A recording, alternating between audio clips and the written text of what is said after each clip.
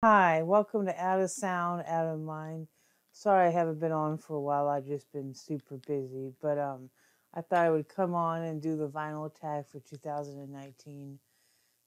It's just a tag that's going on in the vinyl community, and ask you 20 questions and see what you come up with. So, without further ado, let's start with question number one.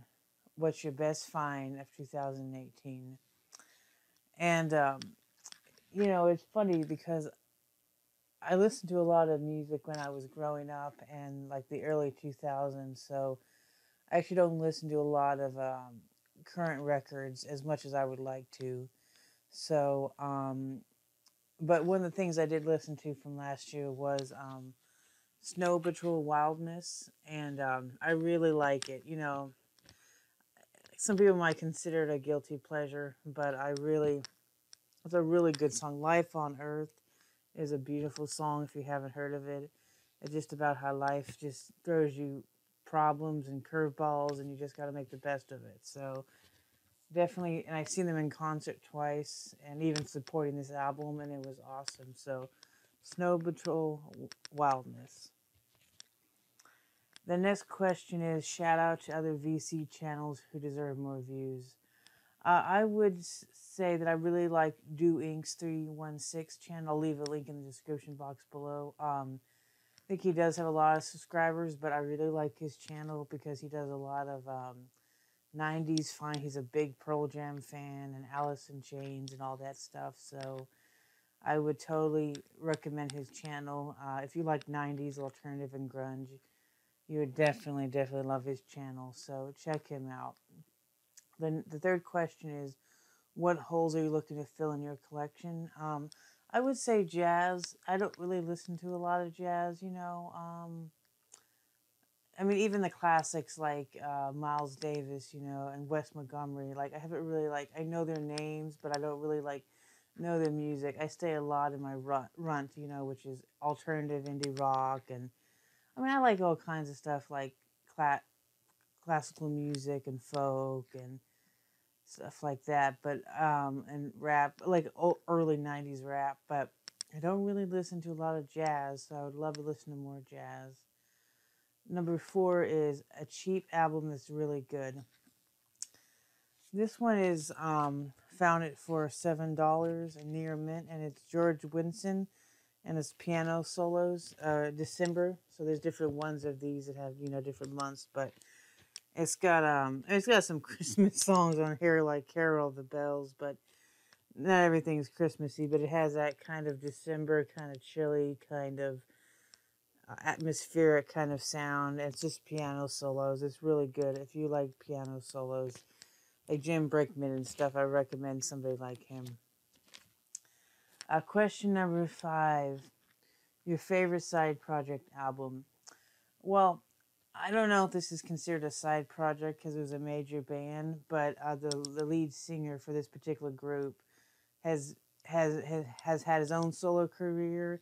He's had he's been in other bands, so I don't know if it's considered a side project, but I consider it a main lead singer that's been in multiple bands. So the lead singer is Rod Stewart. So there's a lot of Rod Stewart side projects I like, but I love the Faces. So you gotta check out the Faces. Ooh la la! This is a great album. Um, I got actually into the Small Faces first, which was before I think Rod Stewart came about to be part of this album. I mean, part of this band. But yeah, it's very uh, for a lot of '70s, it's pretty upbeat. I mean, I like the Led Zeppelin and the heavy sounding rock albums, but this is just really fun and lighthearted and easy to listen to. So I definitely check out Faces Ooh La La. The next question is the last album you purchased. No, I'm sorry.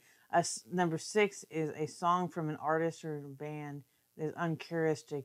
Uncharacteristic, like I'm having a hard time saying that word. Just unusual for the catalog. Let me just say unusual. The one I have is Steve Miller Band. Recall the Beginning, Journey from Eden. This is really not a popular well-known album from them. Everybody thinks of The Joker or Fly Like an Eagle or his other albums, but their other albums. But I really like this. It's more bluesier. It's more piano based, and it's really really good. I mean, there's no song anybody would know from the radio, but it flowed. The album flows like just like one long song. It's really good. So definitely check it out if you like Steve Miller Band. It's a little different. It's not your Fly Like an Eagle, but it's really good. The next one is the last album you purchased. Elliott Smith, Roman Candle. I don't really ever heard much of Elliott Smith's albums, except for a handful. But I don't know. I was at a record store and I heard Elliott Smith playing on the turntable. He has such a distinct voice, and I was like, I really like how this sounds. And I was like, oh yeah, that's Elliott Smith, so I should check him out again. So, I don't know if this is a super popular album, for his catalog, but let me know what you guys think about it. I like it, I mean, I'm not like crazy about it. I'm not the biggest Elliott Smith fan, but it's not bad though. I love his vocals though. So, yeah, I'd like to know what you guys think about this album. I'm gonna give it more of a spin. I just don't think I've really sat down and gave it a good spin, so I'll do that soon.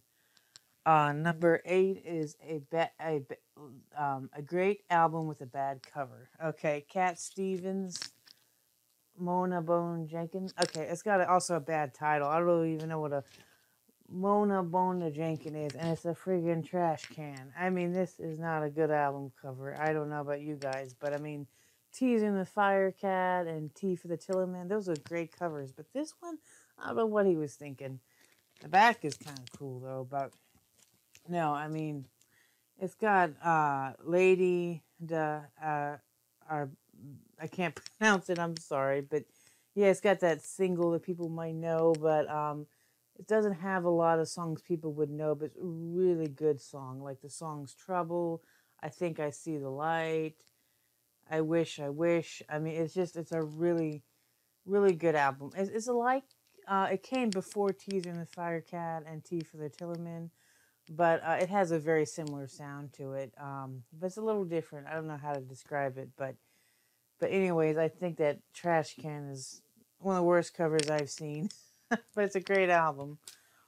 Um, the next one is a bad album with a cool cover. Okay, I'm probably gonna get a lot of hate for this, but I just started collecting records. I mean, I have a lot of records at home. I'm here for the summer in Vermont, so I took a few records with me. So I have a lot more in Houston, but I just took a few with me. So to do this vinyl video, I was limited in what albums I had and the ones I've purchased since being here for a couple of months. So I would have picked a different album if I had my full collection, but I don't. But I don't really like this album. But I think the album's really cool. I like the band. I just don't like this album. Sanfordman, and the name of the album is it's a self-titled, I believe. It's a really cool cover, but I just the album. I mean, it's got some good songs on here like Sunsick and Mayusala or something like that. But as a whole, it's kind of after a while it gets kind of redundant, and I don't like the female vocals on this. I think I don't know the singer's female. I don't know the female singer's name, but in her other latest album called Belong, she sounds really good. But this album, it's a little screechy for me. So it's a great cover, but not really a good album. I mean, few songs, but as a whole, it's not the greatest. But it's not like the worst album I've ever heard, but it's not the best. Alrighty, let's move on. Number 10 is a blues album. This is, I think it's not considered traditional blues, but it's got blues and it's got some other elements to it too. But it's Nick Waterhouse, Holly, and oh my god, I love this album. It's so fun and it's jazzy too, and it's just really good.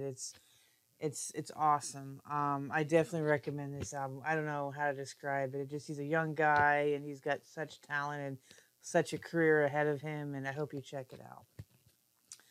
The next album is an earworm song. All right, we've got Jack Johnson. This album is called Brushfire Fairy Tales, and the earworm song is Flake. I love that song. If I heard this song, I could say how it goes, but I just, you know what I mean? I have to hear the song, but I know it's such a fun song and it just makes you want to dance. And I know the words, I know all the words to the song as I'm listening to it and I can sing along. Then it gets stuck in my head. So, Flake by Jack Johnson. And this is a great album, by the way. And then number 12 is a historical important artist. Right here we have the Velvet Underground. I think they're a great band. I think they were not loved enough for their time. I think they were like Joy Division, just misunderstood. But I think they're right now we see their importance. And this is my favorite album by them. And I definitely think you should check it out. I mean, from the long song, The Murder Mystery, to Jesus to Candy Says, it's such a beautiful album. I mean, it's just so beautiful. So check it out if you haven't heard of it, which I'm pretty sure you have. But number 13, an album you own because of your parents. Okay, this is James Taylor, Flag. It's a great album, and the song that my mom loves so much is Up on the Roof. And it's like a song about when the world gives you troubles, don't you just want to go up on the roof and just get away from the world and just enjoy yourself and just enjoy looking at the stars, you know? And it's such a song that you could like fall asleep to, you know? So anyways, my parents are big James Taylor fans, and this album is really good. And I like a lot of James Taylor's catalog, but this particular song, Up on the Roof, this is a great album from there. Um, the next one is Best Dollar Been Fine. So I don't know too much about Melissa Etheridge, but I was really surprised to find this for $1. It's got the song "Like the Way I Do," and it's a really good album. I mean, it's not my, I'm not a huge Melissa Etheridge fan, but I do really like this album, and this was for $1. When I saw this, I was like, I have to get it. Favorite double album, we got. I'm sorry, but I don't know how to pronounce the artist's name, so I'm gonna butcher it. But it's called Bibio. It's Bibio, and the name of the album is Ribbons, and it came out this year, and it's so good. I mean, it's got a cool gatefold, and it's just it's kind of like it reminds me a little bit of Album Leaf, if you like Album Leaf, Tycho, like the instrumental kind of stuff, but more lushful and less electronic, if that makes sense, like more guitar based, but really beautifully done. So check it out. And I was surprised I liked this because I didn't actually like his first album, and I don't know why. I just thought it was kind of slow, but when I listened to this album, I thought it was really nice. And then I like the Irish flair it has on some of the tracks. Number 16 is an album you learned from the VC in the last year. I've seen a lot of people talk about the Lovin' Spoonful, and I've just, I've never really given them a chance. So I was really happy to give them a chance. And everybody knows the song "Do You Believe in Magic?" So this is a great album. Check it out. So for number 17 and 18, like I said, I don't have my full collection with me. A lot of it's in Houston, and I don't really buy a lot of 10 inches, and I definitely don't have any 7-inch records. So if that's okay, I'm going to skip 17 and 18, which asked me for a 10-inch record and a 7-inch record. So I have some 10-inch, but they're in Houston. So we're going to go to number 19, his favorite album to fall asleep to. I'm going to say Enya, and it's called Watermark, and it's such a beautiful album to just fall asleep to. I mean, who doesn't want to fall asleep to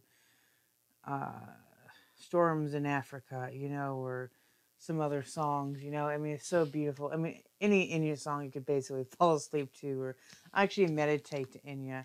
She's so relaxing. So check this out. This is one of her first albums. Alrighty, guys. Thank you so much for watching and take care. And hope you like, comment, and subscribe.